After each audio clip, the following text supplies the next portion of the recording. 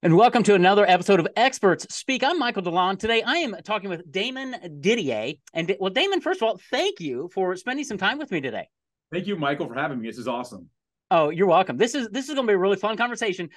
Damon is an email marketing master. How about that? He helps companies harness and the power of email marketing, building relationships, connecting with prospects, clients, all of that, so you can drive engagement and sales and all of that stuff. So we're going to dive deep because if you're listening to this, you know I love email marketing, and I love the fact that Damon's going to be here to really dive into this deep. So Damon, as we get started, tell me, how in the world did you get doing what you're doing today?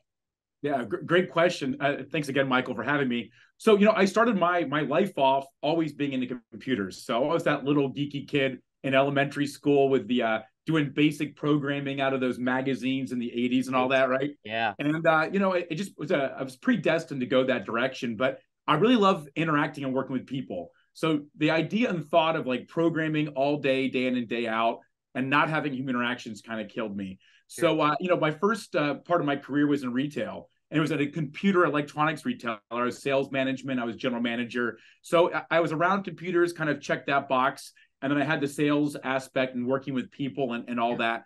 And, one thing that always kind of irked me about marketing is it kind of seemed like there's always, like in companies, there's marketing aspect where, they're trying to get impressions and make commercials. And then there's like the really hard work of the sales side of like actually converting that someone of interest into like a paying customer, right? And Yeah. they're always in conflict, that marketing and sales side. And a lot of times I see even today a lot of disconnect. So what was really cool is about, I don't know, about 10, 15 years ago, actually exactly 15 years ago, I made the switch to marketing and digital marketing. Definitely at that time, it was all kind of coming together where marketing was able to use technology in other ways to actually drive the full stack, drive the sale all the way. So my career, I was a director of marketing at a publicly traded company. We grew from $4 million when I started to over 110 million in sales in 7 years. And then what brought me out here from Florida to Dallas was an e-commerce brand. We were part of a small private equity group, and we bought multiple companies in Texas. And it was my job as VP of marketing and e-com to develop the e-commerce side of those businesses. And out of all my tricks that I used to grow them from $500,000 a year to $5 million a year in 2 years was email marketing. And what I really, really love about it was it tickled all those itches. Email marketing is art and science, right? You know this as good as anybody, Right. Michael. It's having design that engages. It's having the copy that connects to people, and if it does a good job, you can see it in the opens, the clicks, and the conversions to sales. And I love that. So if you want to know if your email marketing is working, pretty simple. Did it convert or not? So today, that's what led me where I'm at. And I've got a company called Win It E-commerce. And the whole idea behind it is I'm a business person that's been on the customer side my entire career. And now I've made the leap over here to the other side. So I understand both sides of the equation and what companies want. So that's why I'm here. Man, I love that story. Number one, thanks for telling all of that, because we all, as entrepreneurs, man, we go back and forth, and everybody has a unique journey. And I love the how you got here using email marketing to grow companies, because I think today, I mean, emails like that old stepchild that was really fun, but it's over there and it's not the sexy thing anymore. And I think business owners just avoid it. When I find, well, a couple reasons I'm a big fan. Number one, and let's talk about this, it's my list. I'm not using somebody else's list. And number two, I can build a relationship over time. Let's talk about those two things. Yes. So this is a huge thing right now, and I don't hear many people talking about it.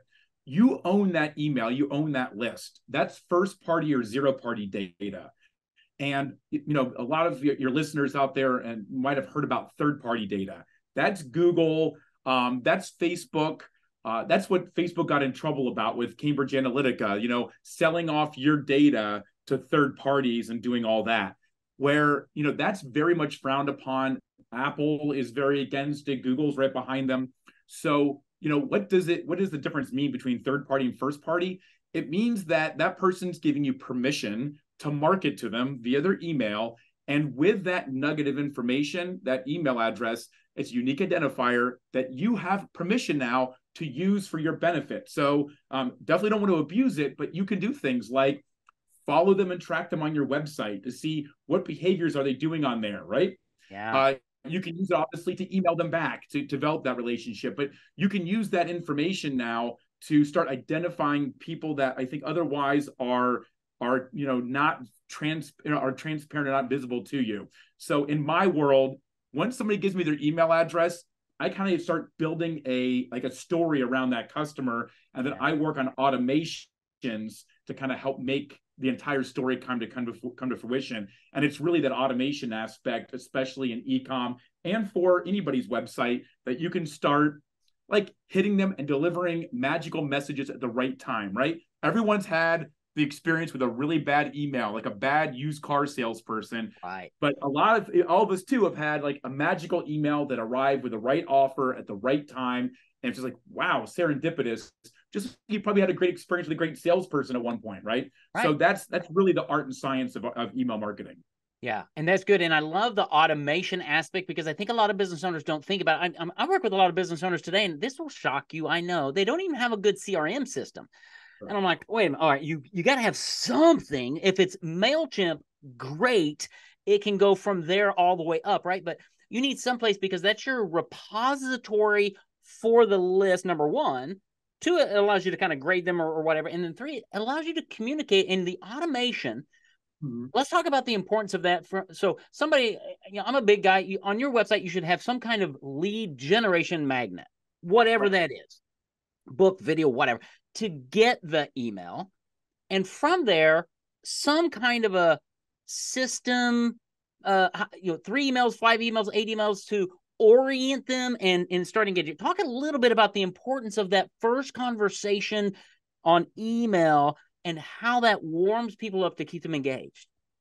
Yeah. Amen. Absolutely. Here we go, Mike. It's real simple. So I will tell you, there are brands that I've talked to that are doing, over $1 million a year and don't even have this basic beginning part done right. So it does start with that pop-up.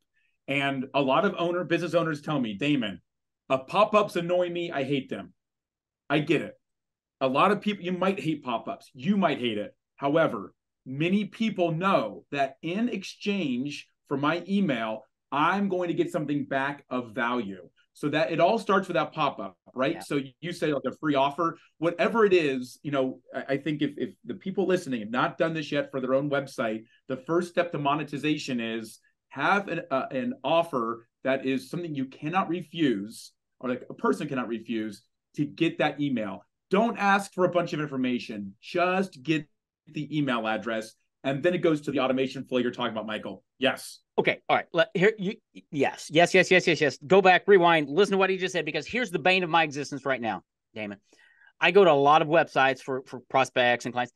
The number one call to action on most websites today, according to Michael DeLon, is schedule a call with me.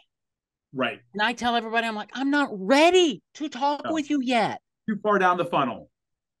Thank you. Unpack we're trying to let people take little baby steps. And if they're on the internet, if they're finding you on Google or social media and they hit your website, they're researching. What questions are they thinking about that you could answer in a download, a video, or whatever? Am I on it? Oh, 100%. For anybody listening, whatever the most valuable piece of information you've got, and I know from my journey, you don't want to give out proprietary or like secret information, but guess what? You need to give that information out. You're usually not selling the information. You're selling like the actual implementation of whatever it is. So like, retirement, like maybe you're a retirement planner, whatever. I'm just pulling something out of the air. Give your secrets away, something that's highly valuable. The point is that you could tell people that, but they're never, ever going to implement it. It's your job, the listeners out there, to help people walk them through how they're going to implement that. It's really more about the how. It's not about the what. So just give them the information to get that email. And again, like it goes back to what I started off with. when you get that email, it's unbelievably valuable because that's first-party data now. And even if that person unsubscribes immediately, listen, fantastic, I get it, whatever, you still have their email and you've got a bit of information about them now that you can start seeing what they're doing on your website and start developing a profile, a persona about your people. So totally like number one takeaway, if people stop listening right now, fantastic. The number one thing you should do though is just get a pop-up, get an email, and give away something valuable that no one else is probably doing out there. And my team, they cringe when I say, I want to give away this secret or that secret. Like, no, that's our secret. No, we're not selling that, we're selling other stuff. We're not selling that. Absolutely. So two things on that. So I'm part of a strategic coach program, Dan Sullivan, and he talks a lot about this because so many business owners hold the information. And in days gone by, that may have been the right thing. But Dan says right now, he says, share your information openly and let the internet protect your IP. And I thought that's really brilliant. So I'm 100% on board is share everything, share the farm. Nobody's going to do anything with it. Exactly. And the idea is wonderful. What did, invention is 1% inspiration, 99% perspiration. You're selling the perspiration, right? So you ultimately asked Michael about like what happens, the chain of emails. So when you get that pop-up and you get the email, you do not, you want to tell them what they're going to get. You do not want to give it to them in the pop-up. You want to give them whatever you're offering them in the first email. And that is like absolutely key because we need them to open up that email and click the email, which is going to tell your email provider, this is a trusted sender, right? And that's huge because once you do that, then everything else goes down. And I think, Michael, I think you use like Infusionsoft. There's a lot of different pieces of software out there. Infusionsoft's a biggie. HubSpot, MailChimp you mentioned. It doesn't matter which one you go with, in my opinion. Just get something going. And don't waste your time tweaking it, making it perfect. Just get it started. The MVP or Gitmo, good enough to move on. So the first email, totally. Perfection is the killer in everybody. Stop with perfection, just move forward. And that's kind of the thing for the welcome series. You said in the beginning, it's at like 3 emails, 10 emails. You know what? Just make 1 email. Work towards 3. I mean, 3 to 4 is what we recommend for our clients, but start with 1. The first one is really simple. It just delivers on the promise of the pop-up. That's it. Give them what they asked for. Here it is. Cut to the chase. As far as design goes, it needs to be above the fold on a phone or a desktop. So as soon as they open it up, boom, right in your face. I think everyone's story is wonderful, but don't tell them the whole story. What you got, Mike? Well, I was going to say, and when you do it that way, if you just listen to what Damon said, what happens is you build trust. Because you say, here, give me your email, I'll give you this. And if you don't give me that immediately, your trust is diminished. So build trust by giving what you promise. And now the next step is, hey, Damon, thanks for opting in. Have you had a chance to read? Here's another bit of information. Give. You always have a link somewhere that says schedule a call with me or whatever that, but it's not what you lead with, right? Right. 100%. It's a soft sale, right? It's like very soft, just informing the customer. And I used my little V for the funnel a moment ago. If you ask for an appointment, that's way low in the funnel. They're likely at the upper stage, and it might take some time to get them through this different stages. And if you're starting out or not having any success right now generating leads, then you need to just start giving more away. And that's just the way it goes. So, email number 1, deliver on the promise. And below the fold, like when they scroll up, that's when you can tell a little bit about whatever. And so our general premise is, and this is not for everybody, but this is what we generally start with, is first email delivers on the promise. Email number 2 tells us about, the story of the company. The number 3 is like an offer to get them to move along. And the number 4 is usually a review or some sort of social proof. Yep. And then beyond that, you can just get crazy with it. But that's like a good way to start. Welcome, all that about us, offer, and then social proof, and just go from there. And if you don't have social proof, that email comes later. Fine. Right. Exactly. But don't lie, don't embellish. It should be a trustworthy situation.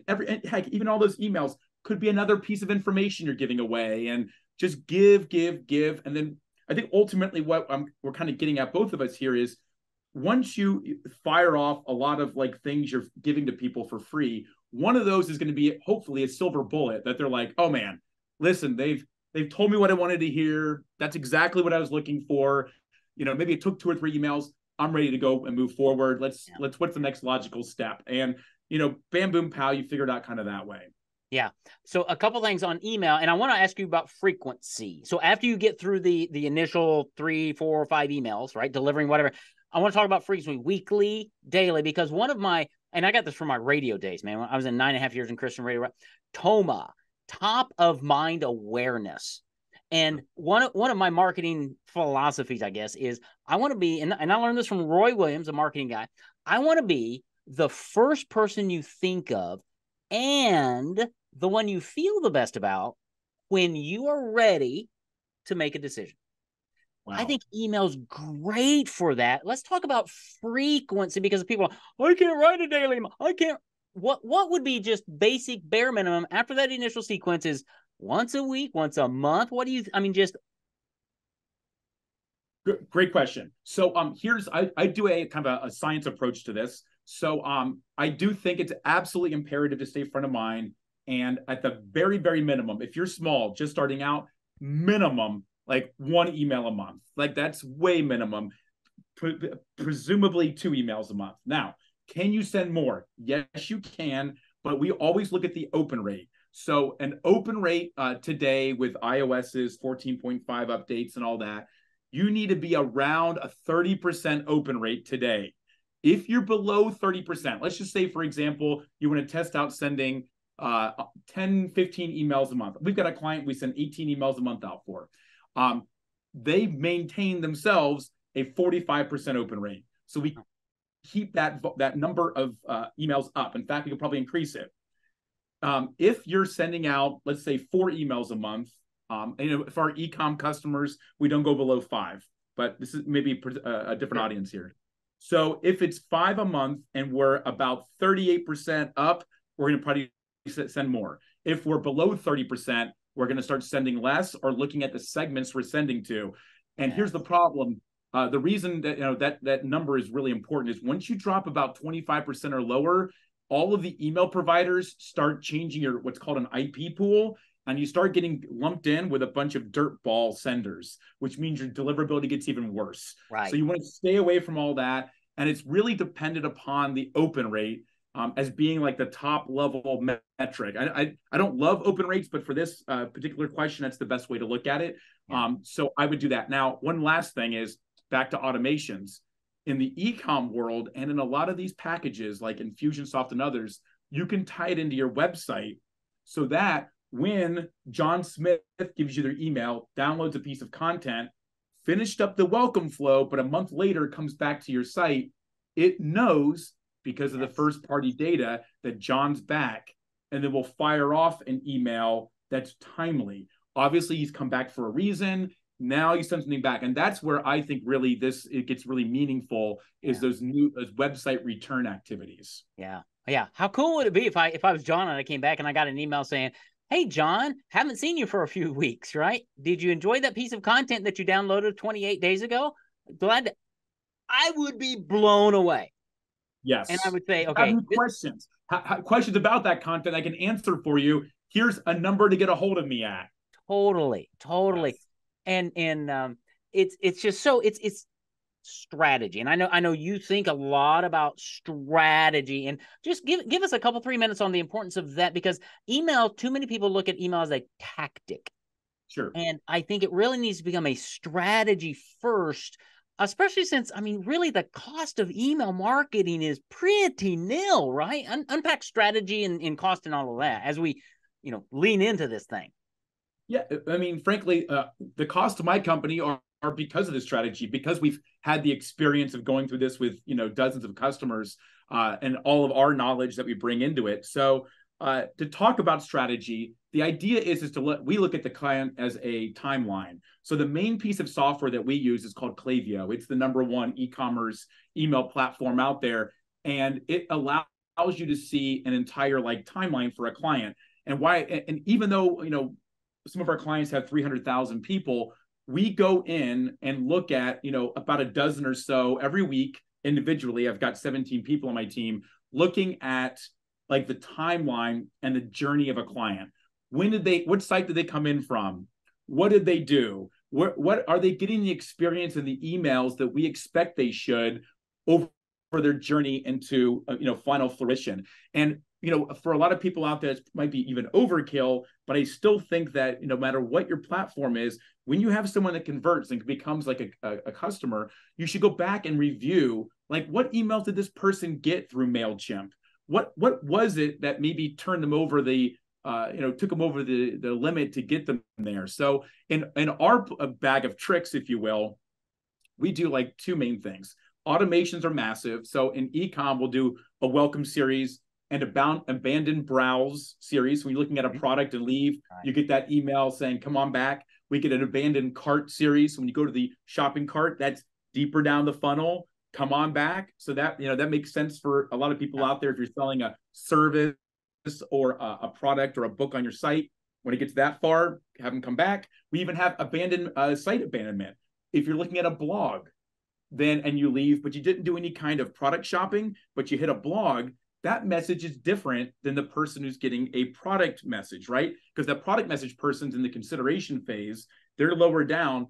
This blog person's in the information gathering phase. When they leave, they get a different message. And then, of course, after the sale's done, the important part is you got to be sure that you're starting up and kicking off the next part of their next sale. And so it's like, thank you, give us a review. And then it's like, all right, come back around and get any friends. You got anything else? Or maybe you can do what Disney does and surprise and delight and offer something they didn't expect, that you can now say, hey, how about a one-on-one session with me? Or join my special Facebook group for, members only, those kinds of little things. So that's kind of the whole, the deal. And then, the number two I was talking about is kind of cool. We more or less kind of invented it for Klaviyo, but in my prior lives, we had software that would score you. So in Infusionsoft and, I work with Salesforce and HubSpot.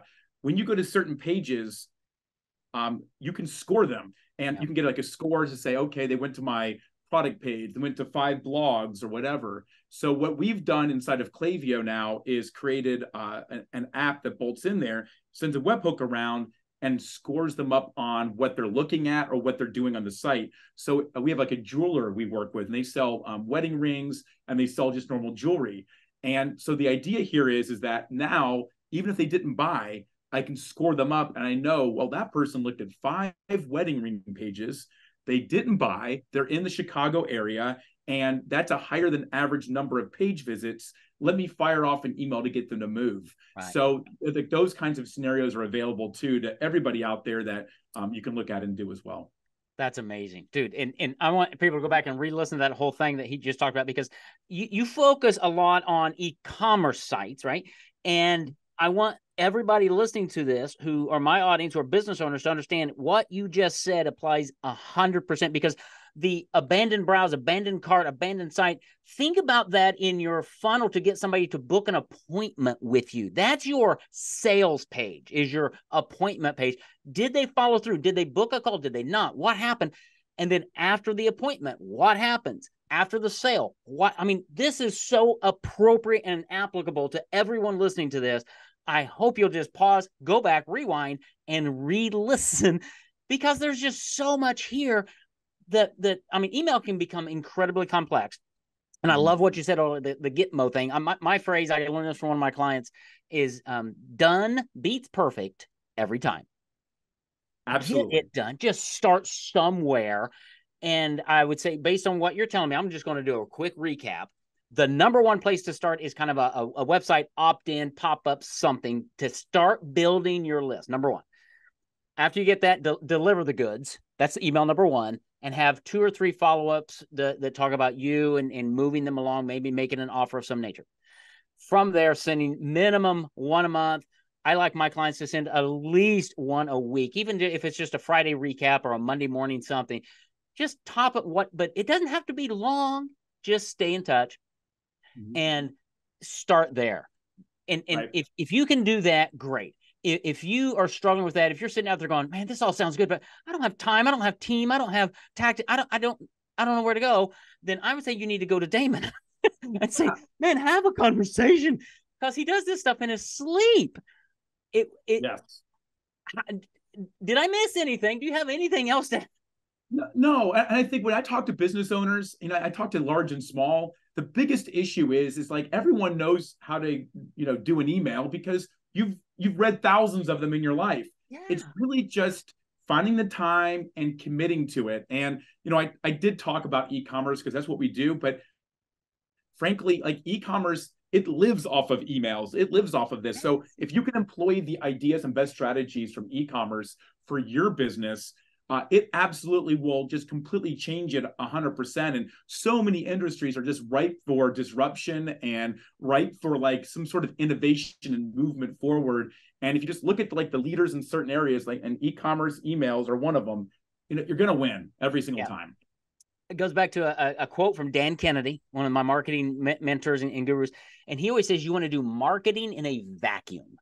You want to do marketing that your competitors don't see. Email marketing is like the best because your competitors aren't seeing it unless they're on your list, right? But rarely is that the thing.